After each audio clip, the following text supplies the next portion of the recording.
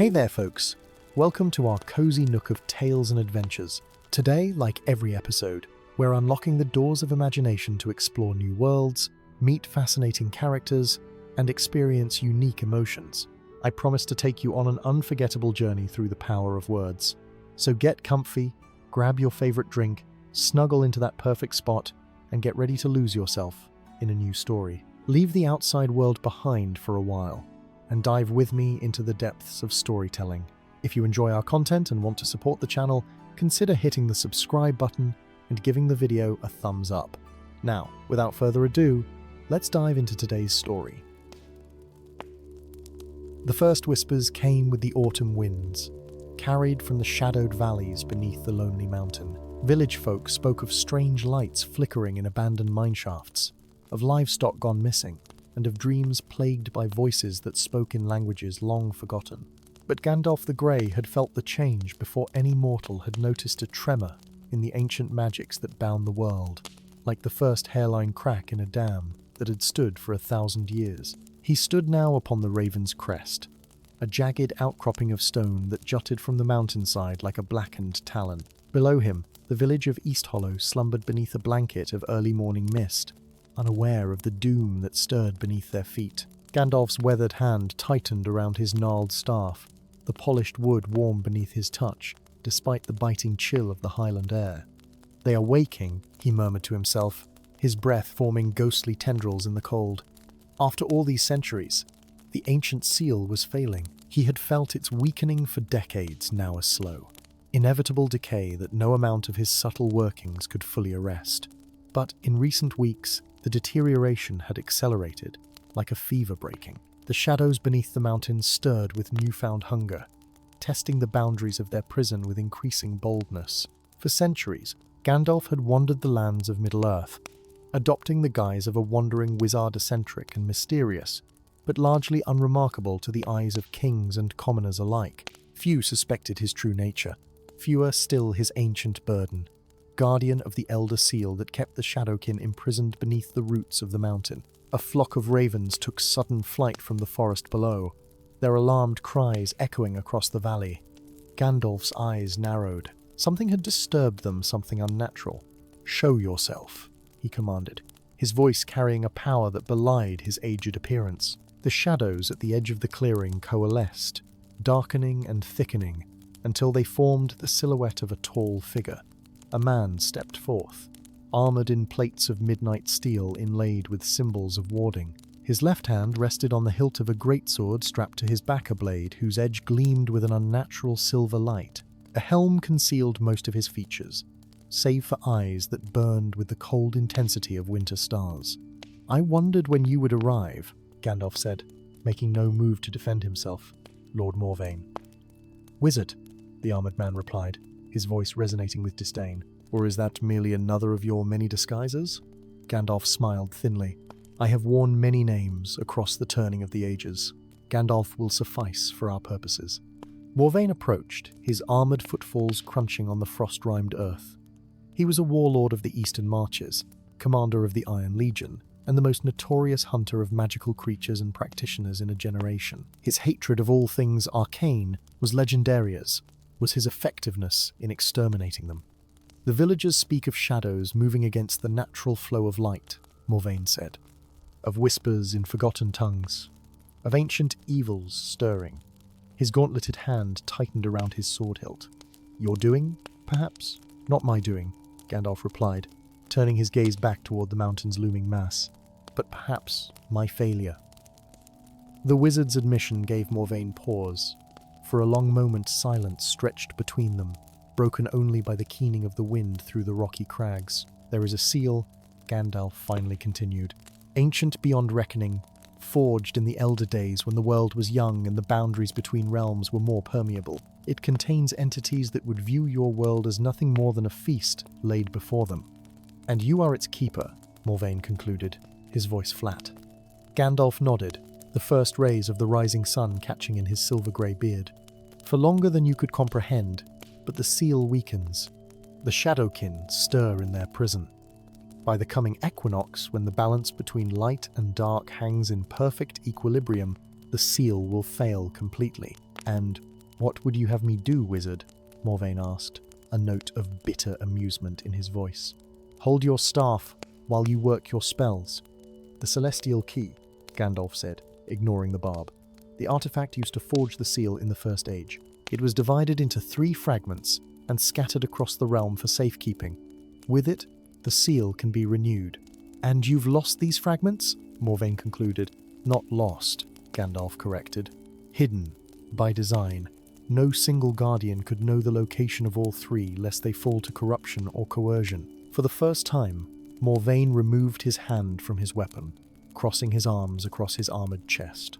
So the great Gandalf the Grey seeks the aid of a magic hunter. The irony is not lost on me. Our paths converge, whether we will it or not, Gandalf replied. You hunt magical threats to humanity. I assure you, Lord Morvain, there exists no greater threat than what stirs beneath the lonely mountain. Before Morvain could respond, the ground beneath them trembled. Not the gentle rumble of a distant earthquake, but something more deliberate-like, the stirring of a vast beast in its slumber. From the depths of the nearby mine shaft, a cold wind rushed upward, carrying with it the scent of ancient stone and something else, a cloying sweetness, like meat just beginning to rot. Both men turned toward the source of the disturbance, Morvain drawing his blade in a single fluid motion. The sword came alive in his grip, silver runes etched along its length, beginning to glow with a cold blue fire. Fenthril steel, Gandalf observed with genuine appreciation, forged with starfall iron, effective against beings of shadow.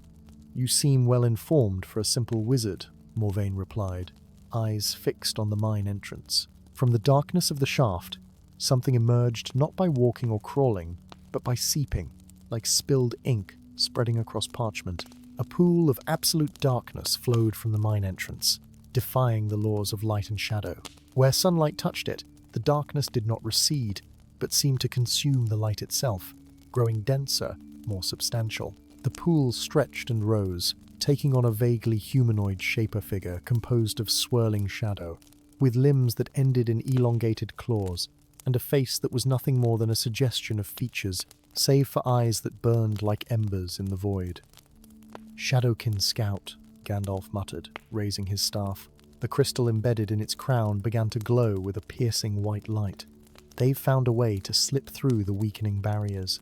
The creature Hisseda sounded like steam escaping a fissure in the earth and recoiled from the light of Gandalf's staff. But rather than fleeing, it began to circle, looking for an opening, its form rippling and changing as it moved. Morvain stepped forward, blade at the ready. I've hunted many abominations in my time, wizard, but never one such as this. Few living have ever faced a Shadowkin and survived to speak of it, Gandalf replied grimly. They feed on life essence and on magic itself. They cannot be reasoned with or bargained with. They exist only to consume. The creature lunged suddenly, not at Gandalf with his blazing staff, but at Morvain. It moved with impossible speed, seeming to cross the distance between them in the space between heartbeats. But the warlord was ready, his enchanted blade sweeping in a glittering arc that caught the Shadowkin mid-leap. The sword passed through the creature's form, and for a moment it seemed as if the blow had no effect then. The shadow stuff of its body began to unravel where the blade had touched, fraying like smoke in a strong wind. The creature emitted a sound that was not quite a shriek, more a discordant vibration that set the teeth on edge. Before it could reconstitute itself, Gandalf thrust his staff forward, and a beam of brilliant white light lanced from the crystal at its head, piercing the heart of the shadow being. The creature convulsed once, then collapsed inward upon itself, dissolving into wisps of darkness that faded in the morning sunlight. Morvain turned to Gandalf, his blade still glowing with eldritch fire. There will be more. It wasn't a question. Gandalf nodded grimly. That was merely a scout.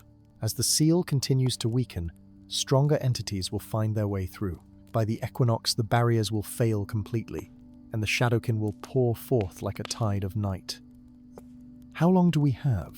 17 days until the autumn equinox, Gandalf replied. Morvain sheathed his sword with a sharp metallic rasp. Then we have 17 days to find your celestial key fragments. We? Gandalf's bushy eyebrows rose in mild surprise. My oath is to protect humanity from magical threats, Morvain said, his voice hard. I may despise your kind, wizard, but I am not blind to necessity. If these shadowkin are, as you describe, then they represent a greater danger than all the spellcasters in the realm combined. A pragmatic assessment, Gandalf conceded with the ghost of a smile. Do not mistake this for friendship, Morvain warned. Once this seal of yours is restored, we return to our natural states, hunter and prey.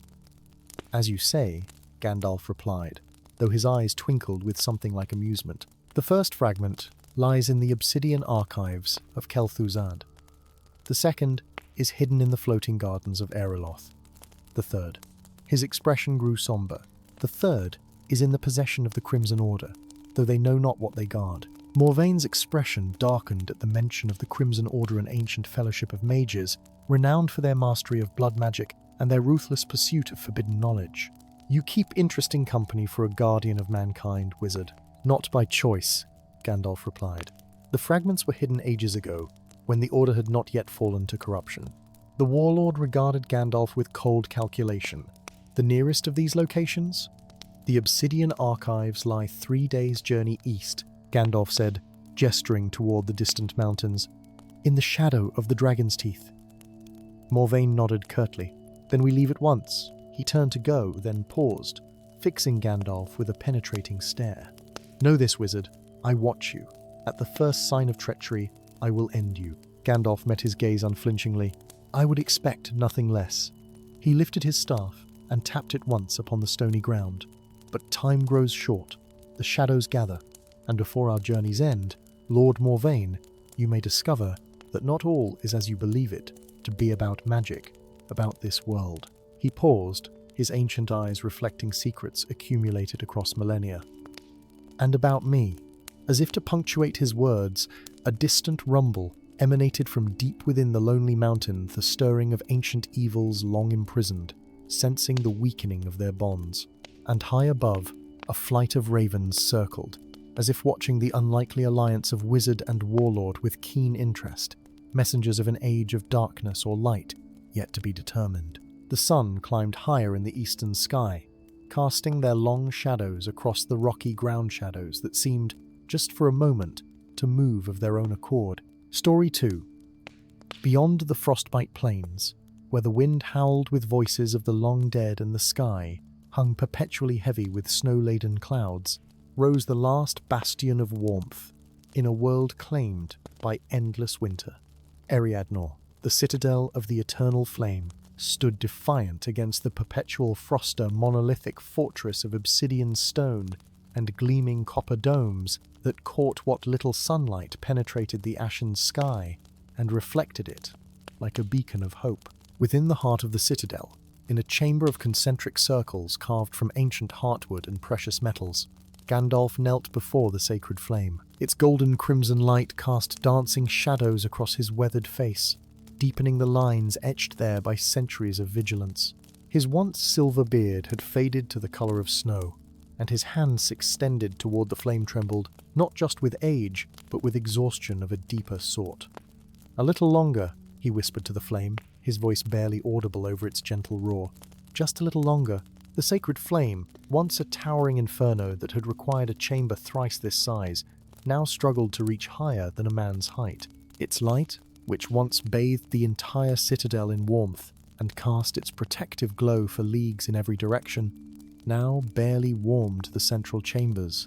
Beyond the fortress walls, the frost crept closer with each passing day, an insatiable predator sensing weakness in its prey. Gandalf closed his eyes and reached deeper within himself, to that wellspring of power that had sustained him for millennia. Once vast as an ocean, it now felt like a pond in late summer still, deep in places, but shrinking inexorably. With practiced will, he drew forth tendrils of his own life essence and fed them into the flame. The fire surged momentarily, its light brightening, its warmth intensifying, but the effort sent Gandalf collapsing to the stone floor, breath coming in ragged gasps. "You cannot continue this way," came a stern voice from the chamber entrance. Gandalf did not need to look up to recognize Valindra, High Priestess of the Flame and one of the few who knew his secret. Her footsteps echoed on the stone as she approached, the soft rustling of her flame-colored robes a counterpoint to the crackling fire. "I must," Gandalf replied, forcing himself to sit upright. Until another way is found. Valindra knelt beside him, her ancient face almost as lined as his own softened with concern. The council grows suspicious. Commander Hadriel questioned me directly about the flame's diminishment. Gandalf's bushy eyebrows drew together. Hadriel sees threats in shadows and glory in conflict. What did you tell him? Half-truths, as always, she sighed. But he has petitioned the council to lead an expedition beyond the western glaciers, enough to be dangerous. Gandalf rose unsteadily to his feet, leaning heavily upon his staff of gnarled ashwood. The crystal embedded in its head pulsed weakly with the same rhythm as the sacred flame. The solstice ember is no mere artifact to be claimed by glory seekers, he murmured. If it exists at all, it lies in the very heart of the Frostlands, beyond the howling wastes, in territories ruled by creatures born of the deep cold. Then you must stop him, Valindra said simply. Gandalf turned his gaze toward the great stained glass window depicting the founding of Eriadnorth, a moment when the first flame was kindled to push back the encroaching ice. His own figure appeared in the scene, though none but he now remembered that the white-bearded sage in the image was the same being who stood before it now. No, he said finally, I must find it first. 3 days later, as the pallid sun struggled to rise above the eastern glaciers, Gandalf stood at the western gate of Eriadnor. He had exchanged his ceremonial robes for practical travelling garments, layers of fur-lined leather and wool, enchanted gloves that would never lose their warmth, and boots made from the hide of frost bears. His staff, newly charged with what precious energy he could spare, stood tall beside him. You intend to leave without the council's blessing, came a voice sharp as ice shards. Commander Hadriel approached, resplendent in the ceremonial armor of the Frost Warden's plates of silvered steel inlaid with runes of warding. A great cloak of white wolf fur draped across broad shoulders. His face might have been considered handsome were it not for the perpetual sneer that twisted his features and the cold calculation in his pale blue eyes. The council debates while the flame diminishes, Gandalf replied evenly. Some journeys cannot wait for bureaucracy.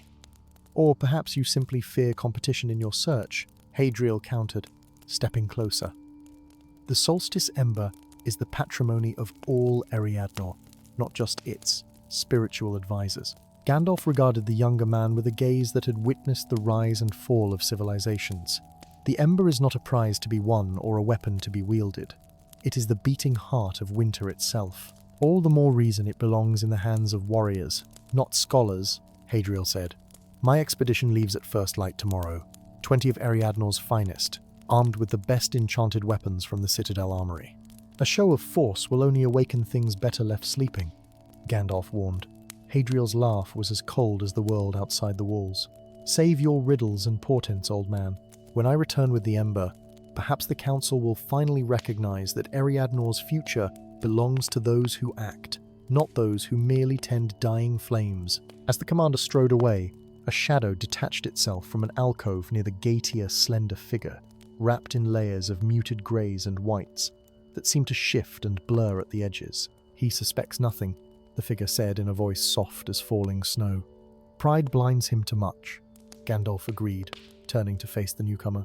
Are you certain of your path, Lyriel? Once we pass beyond the howling wastes, there is no returning to your former life. Lyriel lowered her hood, revealing features of striking beauty framed by hair white as the driven snow not with age, but by birth. Her eyes, a startling violet, marked her as one of the frost-touched, those rare children born with an innate affinity for the cold magics. My loyalty to the Ice Lords died when I discovered what truly dwells in the Palace of Frozen Tears, she replied. I would see the balance restored, whatever the cost. Gandalf nodded gravely. Then we must make haste. Hadriel's expedition gives us cover. The eyes of the Frost will be drawn to their larger party. And what of the council? Will they not send searchers after their missing firekeeper? A rare smile cracked Gandalf's solemn expression. Valindra will ensure they believe I am deep in meditation, communing with the sacred flame to strengthen it. As they slipped through the smaller postern gate, the bitter wind struck them like a physical blow, carrying ice crystals that stung exposed skin. Gandalf raised his staff, and a bubble of warmer air enveloped them, not comfortable, but enough to keep the killing cold at bay. The journey to the Frost Palace will take 7 days, if we are fortunate, Gandalf said, his eyes scanning the endless white expanse before them. "We must reach the Ember before the winter solstice, when its power is at its peak." Lyriel pulled her hood back up, her form once again becoming difficult to focus on as her natural camouflage magic activated. "I know hidden paths through the ice fields, ways that even the Cold Watchers cannot perceive." They set out across the blank canvas of snow, two small figures soon swallowed by the vastness of the frostbite plains. Behind them, Ariadnor's copper domes caught the strengthening light of day, gleaming like a fallen star half buried in the endless white. On the fifth day, as they made camp in the hollowed-out carcass of an ice leviathan, a beast of legend that had somehow died centuries ago, without melting, Lyriel finally asked the question that had clearly troubled her since they departed. "The sacred flame," she began, watching Gandalf carefully tend their small campfire with methodical precision. "The elders of the Ice Lords speak of it as an abomination of violation of the natural order. They say it was never meant to exist in this world." Gandalf's hands stilled momentarily before continuing their work. "And what do you believe?" "I believe there is cruelty in eternal winter and eternal flame alike," she answered. "I have seen the suffering of those beyond Ariadnor's walls, the frost nomads and ice dwellers who have adapted to this world, only to be hunted as monsters by your flamekeepers." Gandalf sighed, a sound as ancient as the wind outside their shelter. "There is truth in what you say." He sat back, his eyes reflecting the dancing flames. Long ago, before the frost claimed these lands, this world knew the balance of season spring's rebirth, summer's abundance, autumn's harvest, winter's rest, an eternal cycle, perfect in its imperfection. "What happened?" "Pride," Gandalf said simply. "The hubris of a young wizard who believed he could improve upon the natural order." Understanding dawned in Lyriel's violet eyes. "You." Gandalf nodded, the weight of ages pressing down upon his shoulders. "I sought to end a devastating war between the ancient kingdoms. I cast a spell to bring a winter harsh enough to force both sides to lay down their weapons and cooperate for survival." His voice grew distant with memory. "But magic of such scale is not easily controlled. The winter I summoned took on a life and will of its own, becoming the perpetual frost. And the sacred flame? My attempt to atone, to carve out a small space where humanity could survive while I searched for a way to undo my folly." His weathered hand passed over the small campfire, which briefly blazed bright blue before settling back to orange. "For centuries I have fed it with my own essence, but even a being such as myself has limits. The flame weakens as I weaken." Lyriel was silent for a long moment, absorbing this confession. "And the solstice ember?" "The crystallized heart of my original spell, the anchor point of the eternal winter. With it, the balance might be restored not instantly, but gradually. Seasons could return to the world." "The Ice Lords will never allow it," Lyriel warned. "They have built their power on the perpetual winter, just as the Council of Ariadnor has built theirs upon the eternal flame," Gandalf countered. "Those who benefit from imbalance rarely welcome its correction." Outside their shelter, the wind picked up, howling with renewed fury, as if the very spirit of winter had overheard their conspiracy against it. Ice crystals pelted the Leviathan's calcified hide, a sound like desperate fingernails scratching for entry. "Rest," Gandalf advised, settling his back against the curving inner wall of their strange refuge. "Tomorrow we enter the howling wastes, where the very air can freeze the unprepared in mid-breath." As Lyriel curled beneath her enchanted furs, Gandalf remained sitting upright, his ancient eyes fixed upon the small fire. In its dancing flames, he seemed to see visions, perhaps memories, perhaps possibilities of a world renewed, where neither the tyranny of endless cold nor the artificial dominion of perpetual flame held sway, but rather the natural balance that he had so catastrophically disrupted ages ago.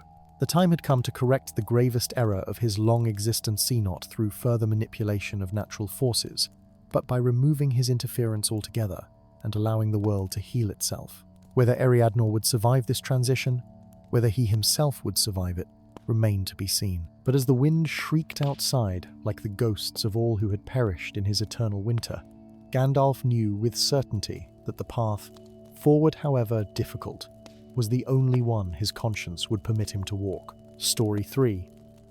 The first sign came not as a whisper, but as light and impossible blue-violet radiance that pierced the perpetual mists shrouding the veiled mountains. For 3 nights it pulsed like a heartbeat from the ruins of the split tower of Asthriel, a structure most believed to be nothing more than a decaying monument to a forgotten age. By the 4th night, even the most skeptical of the valley folk had to acknowledge the truth. The tower that had stood silent for a millennium had awakened once more. In a humble cottage nestled against the ancient oaks of the Whispering Woods, leagues away from the commotion, Gandalf sat motionless before his hearth. His once resplendent robes had long since faded to the colour of dust, and his silver beard hung unkempt over a chest that rarely rose with full breath anymore. The wizard had secluded himself in this forgotten corner of the realm for so long that younger generations knew him only as the hermit healer who occasionally ventured from the woods to cure ailments that conventional medicine could not touch. None knew that those gnarled hands had once commanded storms, or that those tired eyes had witnessed the rise and fall of kingdoms. None knew that he had once been Gandalf the Luminous, High Seer of the Council of 7 Stars, until the catastrophe that had split the Tower of Asthriel and fractured his oath along with it. The blue light reflecting in his window should have been impossible to see from this distance, yet there it was, pulsing with the same rhythm as his heart, calling to him with a persistence that allowed no rest, no peace. "I will not answer," he whispered to the empty cottage. "I have done enough harm." But even as he spoke, a tremor ran through his body that had nothing to do with age. The magic that he had suppressed for centuries stirred within him, awakening like a slumbering beast. On the rough-hewn table before him, the leaves in his teacup began to swirl without wind, and the flames in his hearth bent at impossible angles. With a sound half growl, half sigh, Gandalf rose from his chair and crossed to a chest that had remained locked since he first took up residence in the cottage. The key hung around his neck on a simple leather cord, warm against his skin as it always was, a persistent reminder of the power he had chosen to forsake. The chest's ancient hinges protested as he opened it, revealing contents that seemed mundane to the untrained eye. A staff of polished yew, unadorned save for a depression at its crown, where something had once been set. A cloak the colour of twilight that seemed to ripple even in the still air of the cottage, and a small crystal phial filled with what appeared to be liquid starlight.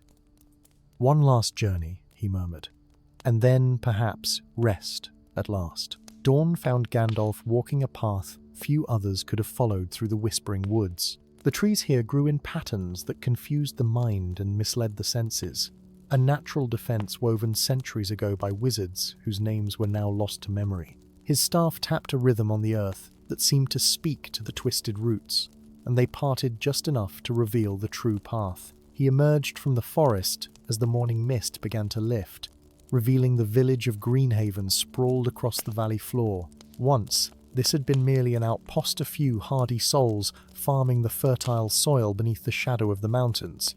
Now it had grown into a proper settlement, with stone buildings and a market square where once there had been only tents.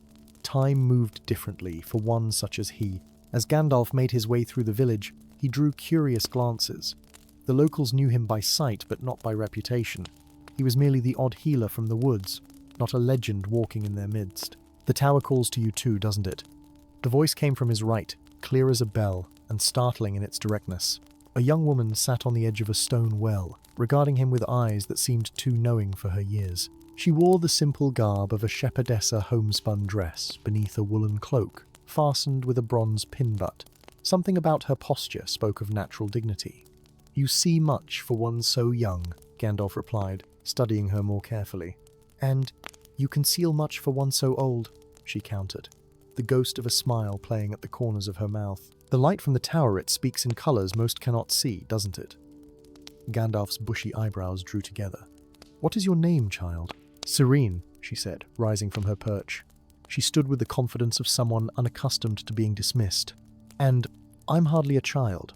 I've seen 20 summers. To one who has seen 1,000, all are children," Gandalf murmured, but there was no condescension in his tone. "You have the gift of true sight.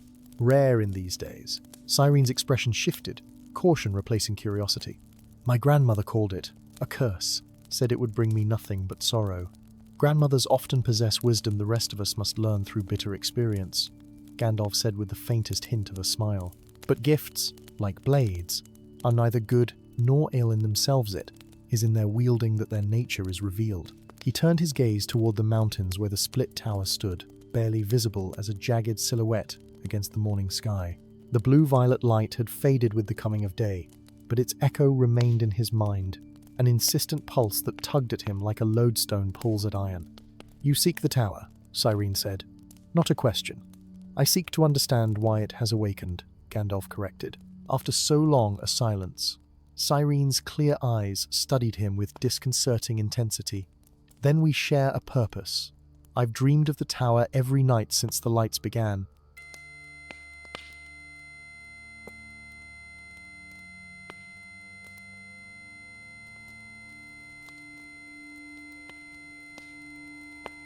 These mountains are no place for the unprepared.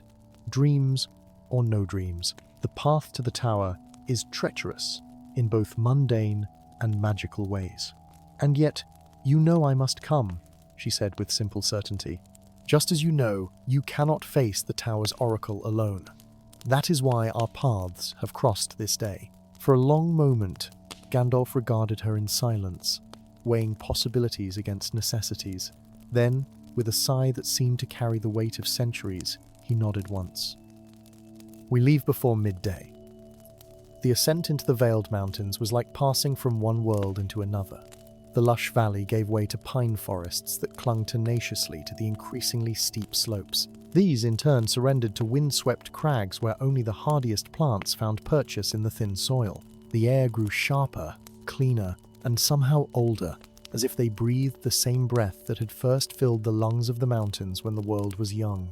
Gandalf led the way with a sure-footed stride that belied his apparent age, his staff finding secure purchase even on treacherous scree slopes. Cyrene followed, her natural grace compensating for her inexperience in such terrain.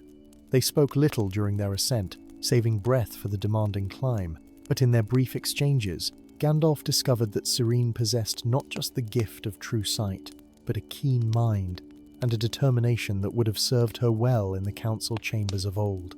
As twilight enveloped them on the second day, they made camp in a natural hollow sheltered from the biting mountain wind. Gandalf kindled a fire with a gesture, and a word that made Cyrene's eyes widen the first overt magic he had performed in her presence.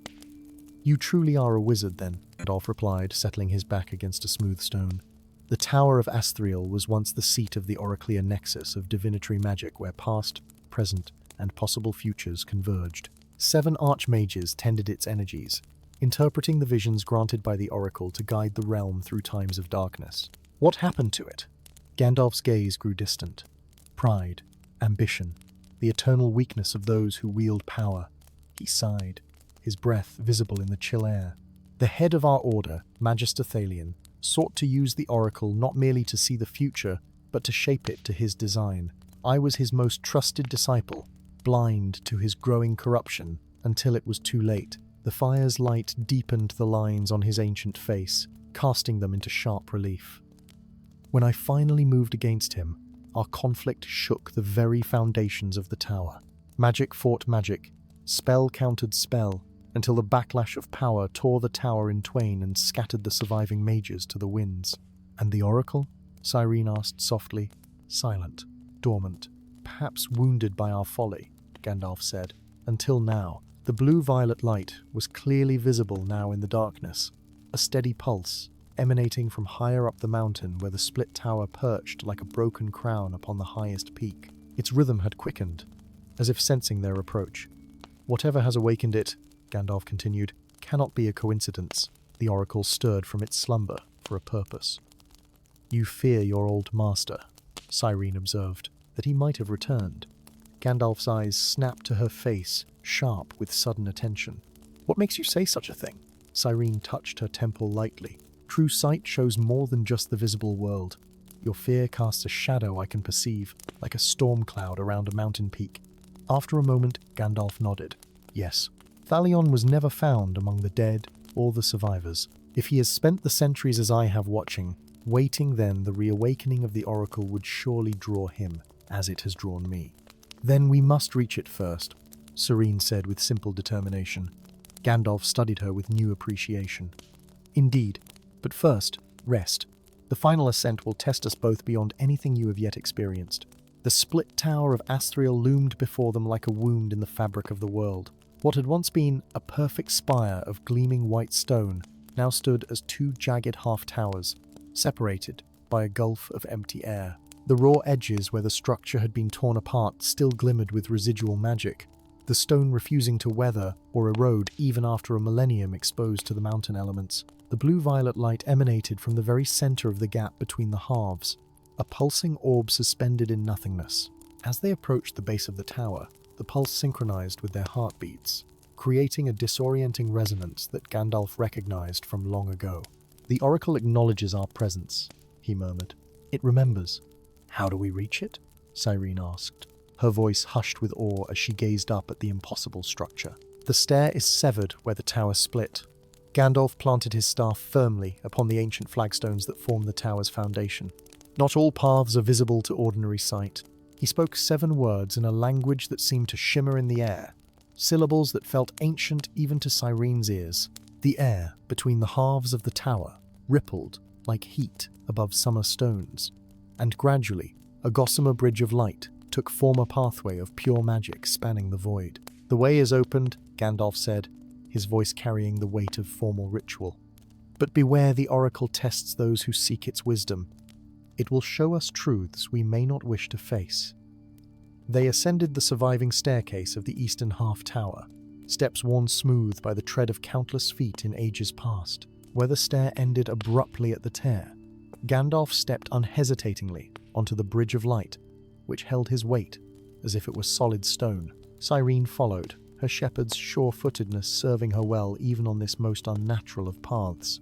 The heart of the Oracle pulsed before them, a sphere of energy that contained what appeared to be a universe in miniature stars and nebulae swirled within its depths, patterns forming and dissolving in endless permutation. As they approached, the sphere expanded, enveloping them in its radiance. "The Oracle recognizes you, Gandalf, the luminous, Oathbreaker, and Oathkeeper." The voice seemed to come from everywhere and nowhere, neither male nor female, neither old nor younger, perfect neutrality that nonetheless carried undeniable authority. "And it recognizes you, Cyrene of the True Sight, last daughter of the royal line of Asthriel." Cyrene gasped, her composure faltering for the first time since Gandalf had met her. "Royal line, I am a shepherd's daughter. You are the last descendant of King Asthriel, for whom this tower was named," the Oracle continued. "The blood that flows in your veins carries the potential for magics long forgotten in this age of diminished wonders." Gandalf's expression revealed nothing, but inwardly, pieces fell into place, a natural dignity. Her true sight, the dreams that had called her to the tower, the Oracle would not have awakened for him alone. It needed one of the bloodline to fully restore its connection to the world. Before either of them could respond, the light around them shifted, forming images as solid-seeming as reality. They stood now in what appeared to be a vast chamber carved from obsidian, its walls lined with arcane symbols that glowed with crimson fire. Robed figures moved about the chamber, preparing a ritual circle of immense complexity. "The Crimson Conclave," the Oracle's voice explained. "Disciples of your former master, Gandalf. For centuries they have worked in shadow, collecting fragments of Thalion's knowledge, piecing together his grand design." The scene shifted, showing a map of the realm with points of darkness spreading like ink stains across its surface. "They seek what Thalion sought, control of fate itself. They believe the restoration of the Split Tower is the final sign that the time has come to enact his great work." "How long?" Gandalf demanded, his voice tight with urgency. 7 days, the Oracle replied. "On the 7th day, they will attempt to bind me to their will, using blood magic and sacrifices to force what cannot be freely given." The visions faded, returning them to the suspended bridge between the tower halves. The Oracle's light dimmed somewhat, as if the effort of showing them these visions had taxed its strength. "Why show us this?" Cyrene asked. "What can we do against such a conclave?" "Because you, together, represent the convergence of what was sundered," the Oracle replied. "The wisdom of the old world and the potential of the new. The path that was and the path that might yet be." Gandalf straightened, his full height seeming greater than it had before, his presence expanding to fill the space around them. For a moment, Cyrene could see him as he must have been, in his primary figure of terrible majesty and power. "I broke my oath once," he said, his voice resonating with newfound resolve. "I will not do so again. If the Crimson Conclave seeks to pervert the Oracle's purpose as Thalion once did, they will find that the Guardian of the Tower still draws breath." He turned to Cyrene, his ancient eyes alight with purpose. "The choice before you is heavier than any should have to bear. The blood of kings and the potential for power beyond imagining run in your veins. The Oracle has awakened that potential, but what you do with it must be your decision alone." Cyrene stood silent for a long moment, her gaze moving from Gandalf to the pulsing heart of the Oracle and back again. Then, with a grace that suddenly seemed innate rather than acquired, she knelt before the wizard. "Teach me," she said simply. "Teach me what I must know to protect what my ancestors built." As the light of the Oracle enveloped them both, Gandalf placed his hand upon her head in a gesture as old as magic itself, master, acknowledging apprentice, wisdom recognizing worthy succession. Above them, impossibly, the two halves of the tower seemed to inch closer together, the first tentative movement toward restoration in a millennium. Far below, in chambers of obsidian lit by crimson flame, the Conclave felt the shift in the world's magic, the return of a power they had thought lost forever. Their master's greatest rival had emerged from hiding at last, and the final confrontation, centuries in the making, had begun. Story 4. In the floating citadel of Alderhaven, where spires of opalescent crystal caught the light of 7 moons and cast it back in fractal patterns across the night sky, the grand chamber of portals hummed with ancient power. Archways of impossible geometry lined the circular hall, each framing not the chamber's far wall, but vistas of distant worlds, a churning sea of liquid gold, a forest where trees of blue crystal sang mournful melodies, a vast desert where pyramids of obsidian floated above crimson sands. Millennia, the Order of Star Key Bearers, had maintained the delicate balance between realms, opening and closing pathways as cosmic harmonies dictated. Tonight's alignment was rarionce in 3 lifetimes. The veiled path between worlds would manifest, requiring the full attention of all 7 bearers to ensure no unwelcome entities slipped through the cosmic boundaries. "Summon the others," he instructed, his voice carrying the weight of centuries. "We begin at the hour of the midnight star." Elindria bowed and departed, leaving Gandalf alone with the whispers of 1,000 worlds that eternally echoed through the grand chamber. Yet, as the minutes passed, a disquiet grew in his mind, a sense of wrongness that his long years had taught him never to ignore. With a gesture that seemed deceptively simple, he cast his awareness outward, beyond the physical confines of the chamber. The magic was subtle, a mere ripple in the vast ocean of energies that swirled through Alderhaven, but it brought him visions that froze the blood in his veins. Magister Vorlin, bearer of the Ruby Key, lay sprawled across his study floor, a dagger of shadow glass protruding from his chest. In the eastern tower, Lady Selendrith's chambers were in flames, the green-tinged fire of alchemical murder consuming all evidence. And in the gardens below the citadel, Archmage Calendor stumbled forward 3 steps before the poison took effect, his features contorted in final agony. 3 of the 7 bearers struck down in a single evening. A trap, then, and he had nearly walked into it by summoning all bearers to the chamber. Moving with a swiftness that belied his apparent age, Gandalf swept the celestial key from its pedestal and concealed it within the folds of his robe. The other keys he left in place. They were too well protected by ancient wards to be easily taken, and attempting to secure them all would cost precious time he did not have. As if summoned by his thoughts, the great doors to the chamber swung open, but instead of Elindria, 4 figures clad in the crimson and black of the Citadel Guard entered, their faces hidden behind visors of polished obsidian. Their drawn swords gleamed with enchantments designed specifically to counter the magics of the bearers. "Grandmaster Gandalf," their leader intoned, voice distorted by the helm, "by order of the High Council, you are to surrender the Celestial Key and submit to questioning regarding the murders of your fellow bearers." A smile that contained no mirth crossed Gandalf's face. The council moved quickly, indeed almost as if they had planned this moment. "I fear I must decline your generous invitation," he replied, his staff suddenly in hand, though none had seen him reach for it. The guards advanced in practiced formation, their enchanted blades leaving trails of darkness in the air as they moved. But Gandalf was already casting, his free hand describing sigils that blurred with the speed of their execution. The floor beneath the guards liquefied, becoming a whirlpool of quicksilver that dragged them downward despite their desperate struggles. Gandalf did not wait to see them submerged. With a swirl of his grey robes, he strode not toward the door, but directly toward one of the portal archway sun that showed a nighttime forest glade illuminated by phosphorescent fungi and floating wisps of blue light. As he stepped through the boundary between worlds, the familiar disorientation of portal travel washed over him, a momentary suspension between realities. His feet touched soft moss as he emerged into the forest of whispers on the world of Lemuria. The cool night air carried the scent of night-blooming flowers and the distant melody of wind through crystal chimes. He had perhaps an hour before they tracked his passage, and followed the portals left traces that skilled magic users could detect. "I wouldn't move if I were you, old man." The voice came from behind him, accompanied by the unmistakable sensation of a crossbow bolt aimed at his back. Gandalf stilled but did not raise his hands in surrender. "Thorian Blackthorn," he said, recognizing the voice without turning. "I wondered when our paths would cross again." A low chuckle answered him. "Not by chance, I assure you. The bounty on your head would buy a small kingdom. Bring in the rogue Grand Master, dead or alive. Though alive pays considerably better." Gandalf turned slowly to face his would-be captor. Thorian stood 10 paces away, a masterwork crossbow leveled with unwavering precision. The bounty hunter's leather armor bore the scars of 100 dangerous encounters, and the left side of his face was marked by 3 parallel scars that no healing magic had ever fully erased the signature of a spectre cat from the Shadow Realms.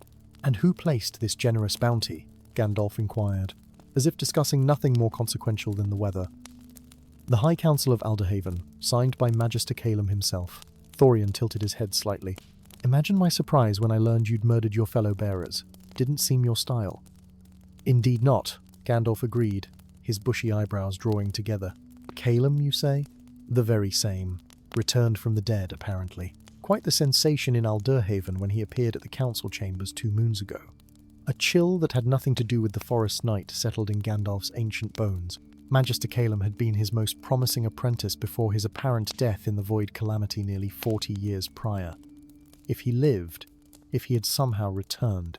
"Thorian," Gandalf said, his voice taking on an edge that would have warned anyone familiar with the wizard's true power, "I'm afraid I don't have time to be captured today. The realms themselves are at stake. The bounty hunter's aim didn't waver. A grand claim.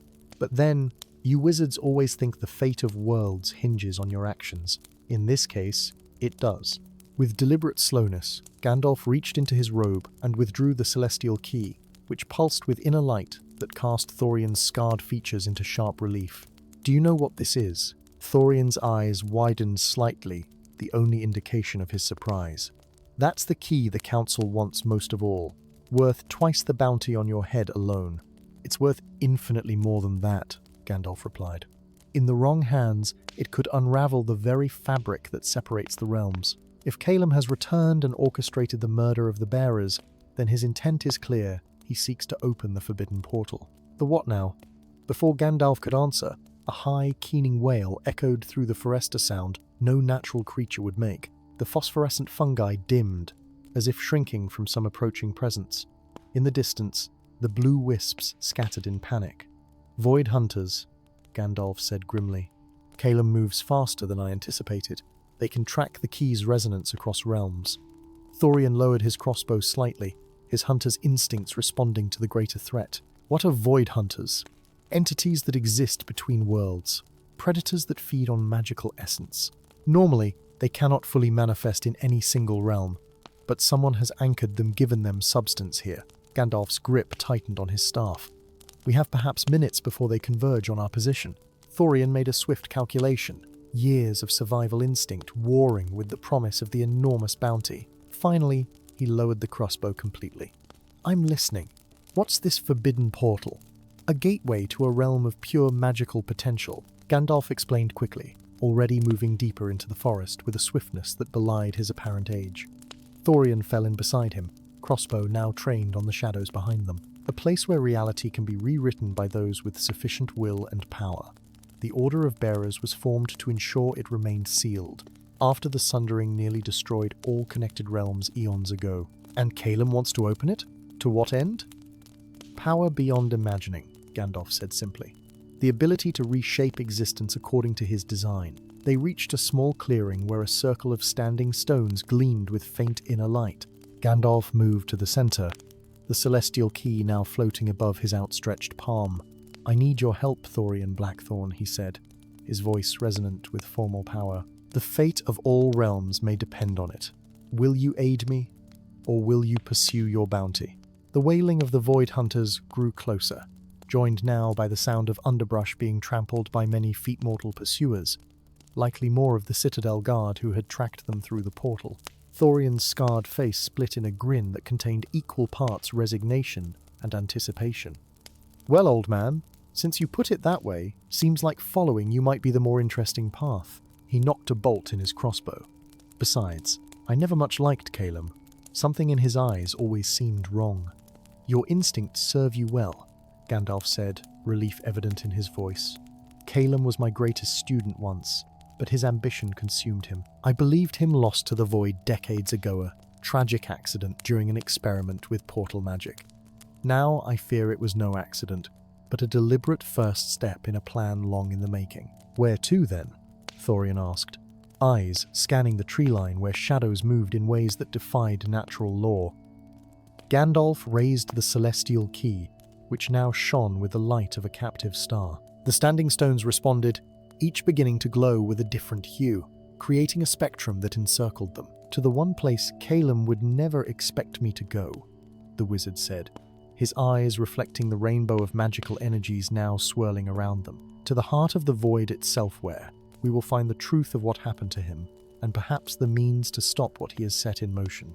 The light intensified, enveloping them in a cocoon of prismatic energy. The first of the Void Hunters burst into the clearing twisted amalgamations of shadow and bone that moved with predatory grace despite their impossible anatomy. Behind them came the Citadel Guard, their enchanted blades raised, but they were too late. With a sound like 1,000 crystal bells shattering in perfect harmony, Gandalf and Thorian vanished, leaving nothing but a perfect circle of frost on the forest floor where they had stood. In his private sanctum at the heart of Alderhaven, Magister Calum felt the distinctive ripple of the celestial key being used. His fingers, unnaturally elongated since his return, paused in their work on the complex ritual array spread before him. A smile that never reached his eyes curved his lips. "Oh, my old master," he murmured to the empty chamber, "so predictable even in your desperation. The key calls to the void, and the void has been waiting for your return." On the table before him, the partial ritual array pulsed once, as if in agreement. 5 spaces remained empty in the pattern spaces that would soon be filled with the essence of the remaining bearers. And then, after centuries of planning, the forbidden portal would open at last. Not to grant him power, as Gandalf feared.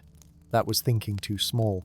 No, Calum had glimpsed what lay beyond during his decades in the void, the entity that had once been worshipped as the creator, now imprisoned between realities. An entity that had promised him not power, but transformation, a new reality where the very concept of existence would be redefined. All it required was a key to its prison, a celestial key, and Gandalf, in his desperate flight, was delivering it directly to the lock. Story 5. In the fragmented lands, reality itself was broken. The sky above fractured like shattered glass, each shard reflecting a different time of day dawn bleeding into midnight, twilight bordering noon in impossible geometries. The ground below fared no better. Entire forests would abruptly give way to vast deserts. Mountain ranges emerged from placid lakes, and rivers flowed uphill before cascading into the void between worlds. Islands of stability dotted this chaotic landscape, connected by pathways of solidified magic that the locals called threadways, shimmering ribbons of light that unraveled if one strayed too far from their center. It was upon such a threadway that Gandalf now walked, his weathered staff tapping a rhythm against the luminescent path that stretched between a grove of crystal trees and a floating archipelago of earthen moats. Wind from a dozen different climates tugged at his grey robes and long beard, carrying scents of honeysuckle, sea salt, and mountain snow in disorienting succession. Gandalf paused, drawing a small astrolabe-like device from within his robes. Its concentric rings of gold, silver, and a metal the color of twilight spun of their own accord, aligning briefly before scattering into new configurations. He sighed, tucking the instrument away. "Even the Pathfinder grows confused in these regions," he murmured. "The fragmentation worsens. Once, long ago, the fragmented lands had been the heart of a unified realm, the nexus of a golden age of magic and enlightenment. But the great calamity had torn reality asunder, leaving only these broken pieces that drifted further apart with each passing year. Without intervention, the fragments would eventually scatter beyond recovery, taking with them any hope of restoration.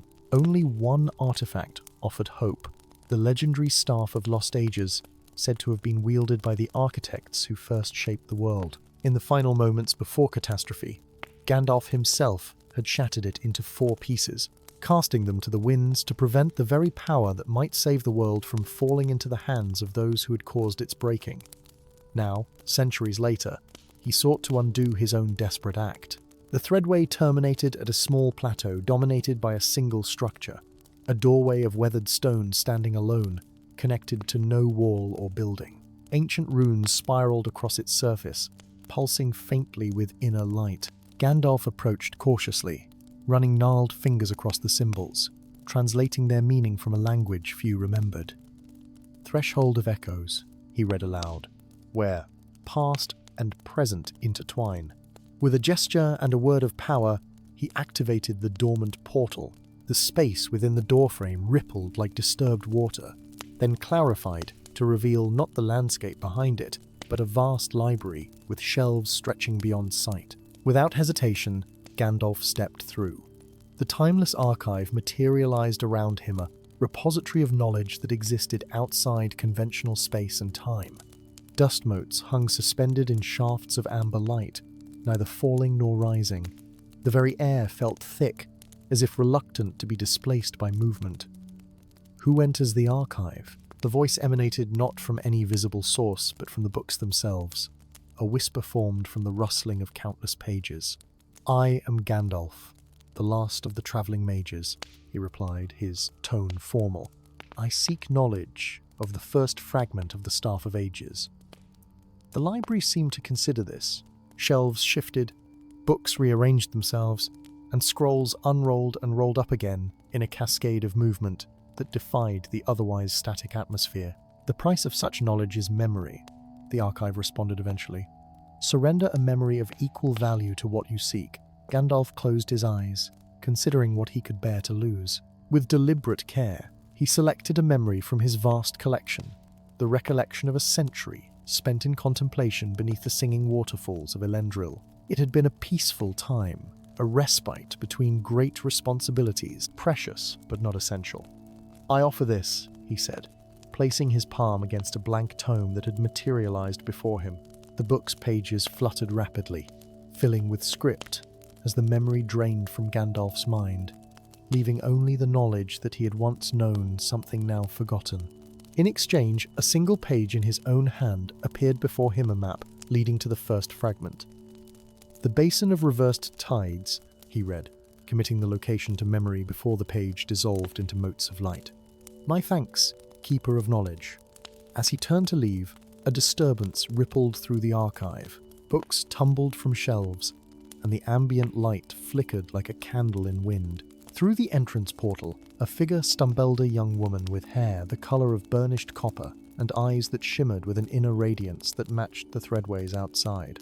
"Close it," she gasped, staggering toward Gandalf. "They follow." Before he could respond, darkness spilled through the portal, not merely an absence of light, but a tangible, writhing shadow that formed clawed appendages as it advanced. The archive trembled, the voice of the library rising in alarm as ancient tomes began to disintegrate at the shadow's touch. Gandalf's staff blazed with sudden light as he thrust it toward the encroaching darkness. "Luminos repellum," he commanded, his voice carrying the weight of centuries of authority. A wave of pure radiance erupted from the staff, forcing the shadow entity back through the portal. With his free hand, Gandalf traced a sealing sigil in the air, and the doorway solidified back into stone, severing the connection. The young woman collapsed to her knees, breathing heavily. "Thank you," she managed between gasps. "The Knights, they've been tracking me for days." "Knights of the Abyss," Gandalf said grimly. I had hoped they remained bound by the old treaties. Tell me, child, what is your name, and why do the Abyssal Knights pursue one so young? She looked up, and for a moment, something in her gazier, specific quality of defiance, mixed with sorrow sent a jolt of recognition through Gandalf so profound that he nearly staggered. I'm Elara, she said, and I don't know why they hunt me.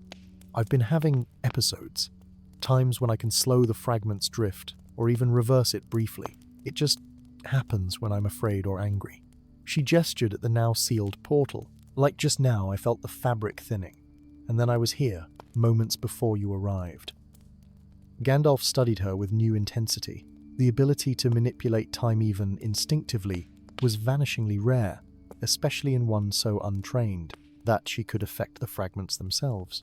You've arrived precisely when you were meant to, he said softly, offering his hand to help her rise, though perhaps neither of us yet understands why. The archive around them shuddered again, the entire structure groaning like a ship in high seas. The knight's attempt to breach this place has destabilized it, Gandalf explained quickly. We must leave, but the portal I used is now sealed. Is there another way out within your power? Elara closed her eyes, an expression of intense concentration crossing her features. I think I can feel a thinness, like a place where the pages of a book don't quite meet. She pointed to a seemingly ordinary section of shelving. There. Together, they approached the spot she had indicated. To Gandalf's magical senses, there was indeed a disturbance in the fabric of reality, not a formal portal, but a natural weakness that might be exploited. Take my hand, he instructed, and focus on the sensation of passage. I will provide the power. You must guide its application. Their fingers intertwined, and Gandalf felt a curious resonance as if their magics recognized each other. Two instruments tuned to harmonize. Power flowed from him into her, refined and redirected by her innate connection to temporal forces. The air before them split like a curtain being drawn aside, revealing a landscape of floating islands covered in lush vegetation, connected by natural stone bridges worn smooth by time. The suspended gardens of Aelon. Gandalf breathed in surprise as they stepped through. We've crossed half the fragmented lands in a single step, the portal sealed behind them, the connection to the archive severed. Around them, massive islands drifted in a perpetual dance, their movements guided by ancient enchantments that had survived the Great Calamity. Waterfalls spilled from the edges of some islands, their streams arcing through the void, to be caught by the gravitational pull of others. Flora of impossible diversity flourished everywhere. Flowers of living crystal grew alongside trees bearing fruit of liquid gold, while vines with luminescent leaves stretched between islands, creating natural bridges. It's beautiful, Elara whispered, her exhaustion momentarily forgotten. And fortuitous, Gandalf added, orienting himself. The basin of reversed tides lies within these gardens. The first fragment is near. A shadow passed overhead, too large to be a cloud, moving with too much purpose to be a floating island.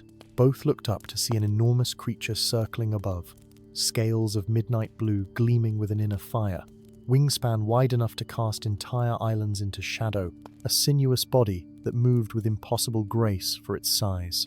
Dragon! Elara gasped, instinctively pressing closer to Gandalf. Not just any dragon, Gandalf replied, his voice dropping to a whisper. That is Draconir the Ancient, guardian of the Eastern Fragments. And if legend speaks true, he was present when the staff was broken. The great dragon completed another circle before descending toward their island, the downdraft from his wings nearly bowling them over. He landed with surprising delicacy, massive talons finding purchase in the stone without disturbing the surrounding vegetation, eyes like molten gold fixed upon them with terrifying intelligence. I have not seen a traveling mage in 3 centuries, the dragon rumbled, his voice causing small avalanches of pebbles on nearby slopes. I thought your kind extinct, Gandalf the Grey. You know me? Gandalf asked, maintaining a respectful distance while positioning himself subtly between the dragon and Elara. I know all who were present at the breaking, Draconir replied. His massive head swung toward Elara, nostrils flaring. And I know the scent of her soul, though it wears a different flesh now. Elara shrank back, confusion evident on her face. What does he mean? The dragon's eyes narrowed. You have not told her then.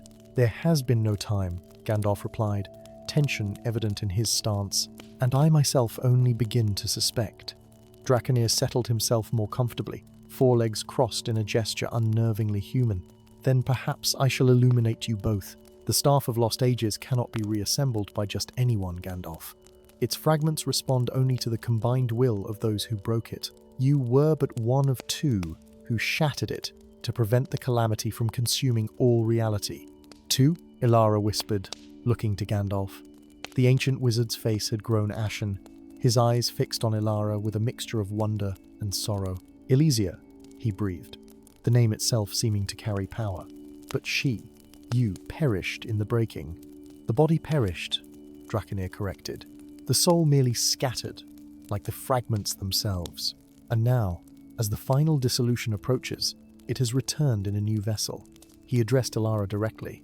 "You do not remember, young one, but your soul remembers. How else could you manipulate the fabric of time and space instinctively?